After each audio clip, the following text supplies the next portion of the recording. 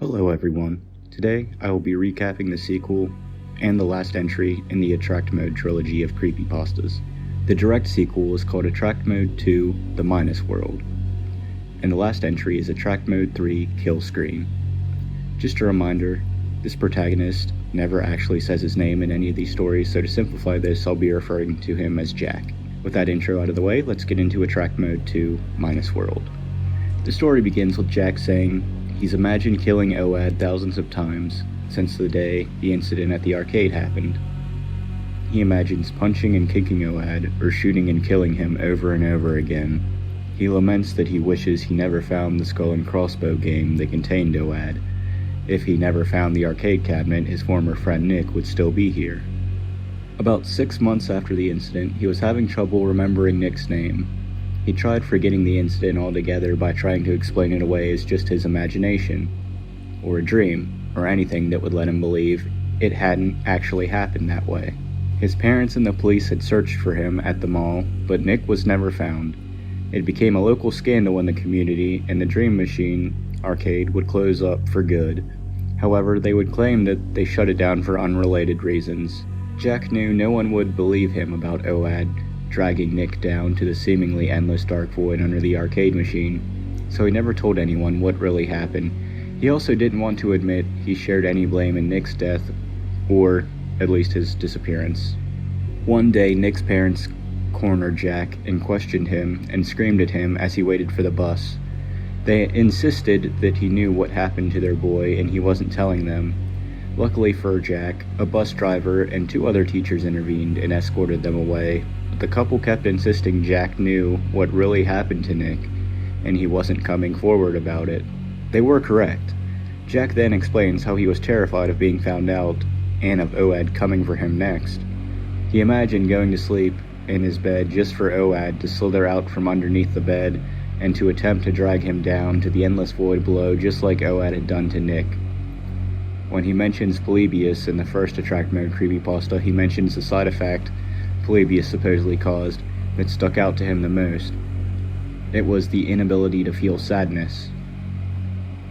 He now says that after the incident he had with the skull and crossbow game, he never shed a tear for what happened to Nick, or other situations that happened later, like his grandmother passing away, or when his parents threatened to split up.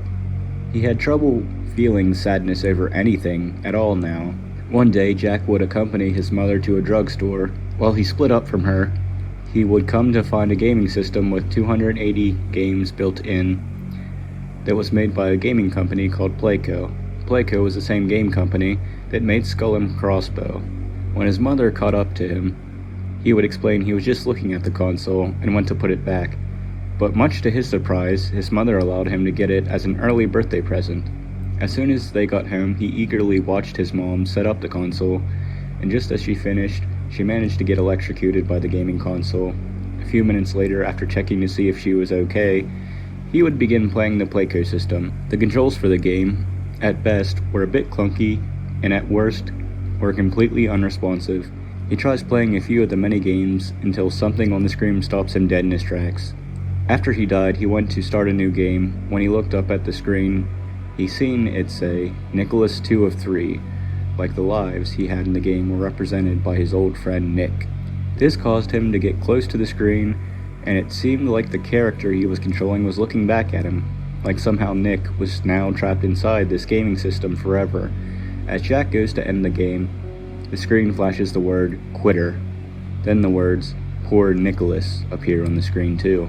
This causes Jack to run out of the room to his mother. He screamed for her and said, "It's Nicholas," as she tried to comfort him. This caused his mom to go from looking concerned to looking shocked as she questioned him about if he remembered something about Nick's disappearance. Jack wasn't sure what to say, and knew he couldn't get her to believe what actually happened, plus he didn't want to get in trouble for lying, so instead, he just said, "Never mind, everything is okay." As he walked back to the console and sat down, he read the screen, and it now said, Xeno Foe 84, and nothing makes sense in the Minus World. Then a familiar skull face flashed on the screen. Finally, the story ends as Jack looks at the screen, grins cruelly, and says, "Hi Nicholas, now we can play again and again and again." And that was Attract Mode 2, Minus World. Overall, a pretty good sequel, and it sets up Part 3 pretty well with introducing his new gaming console, and shows how he has Nick trapped inside of the game now, and Jack himself starts becoming more cruel with each entry in this trilogy. The last story in this trilogy is Attract Mode 3 Kill Screen, which starts with Jack questioning how long he has been playing his Playco gaming system. He had pain in his eyes from staring at the screen, and was in such a trance that his dad actually had to shake him for him to understand he was being scolded. He didn't even hear his father enter the room because he was so entranced in the game he actually had the sound muted, but could still hear the game's audio in his head playing. Because of this incident, Jack's parents decided he had a gaming addiction. Jack was also sent to a child psychologist due to the incident with Nick.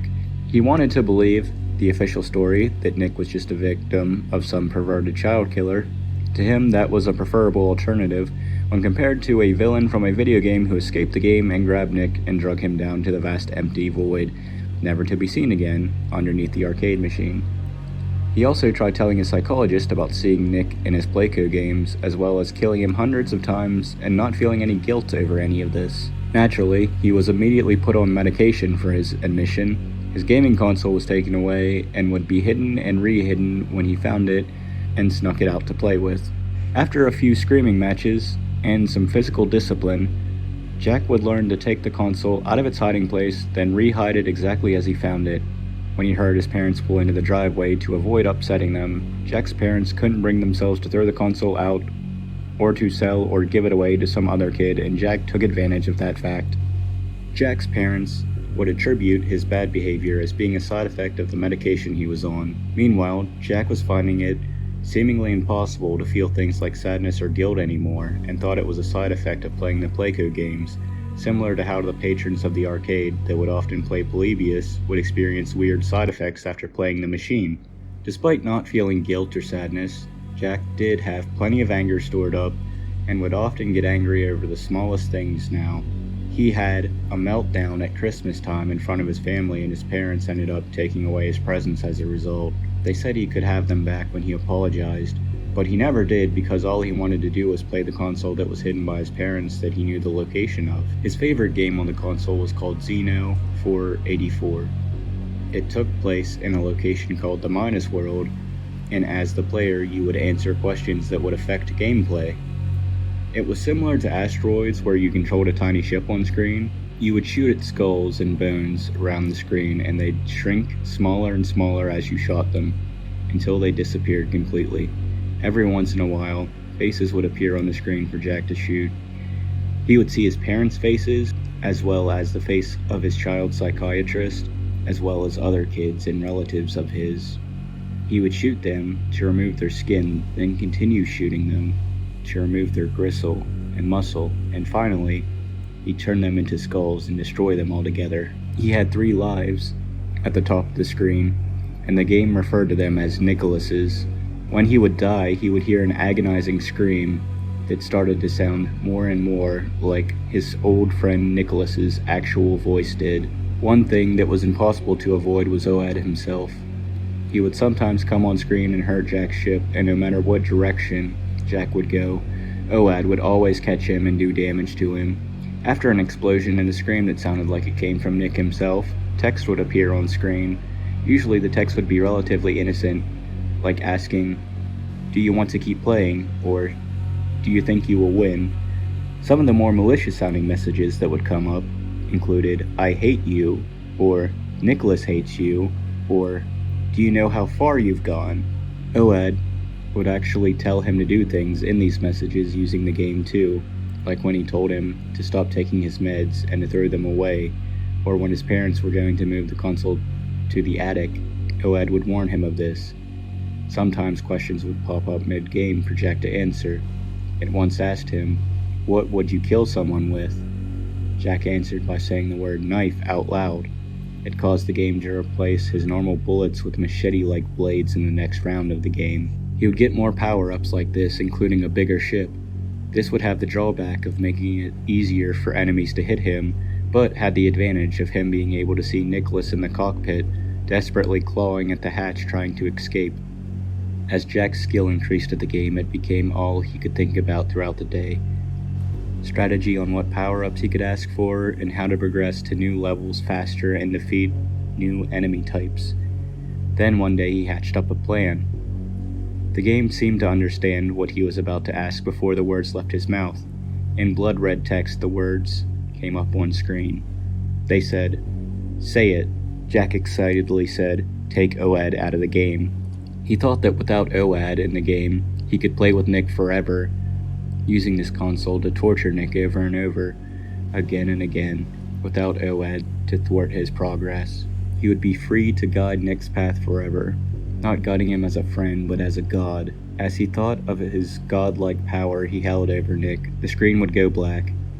Jack tried taunting OAD at the screen. Jack tried taunting OAD, and the screen switched to static, and Jack began hearing scratching, like there were rats inside the TV frantically trying to scratch at the screen to make an escape.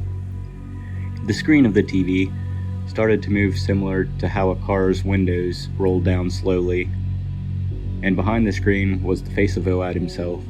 OAD then rocketed forward, causing Jack to fall back in complete shock.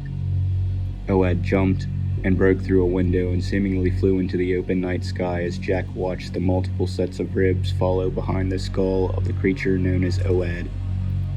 Each set of ribs represented another child that OAD had captured and met a similar fate to Nick's. I'll read the last few sentences of this story directly. Jack says, "To this day, I recount the tale with neither a feeling of dread, nor fear, nor shame. I do not feel sad for them, I do not feel bad for myself, and I do not feel sorry for burdening you with this knowledge.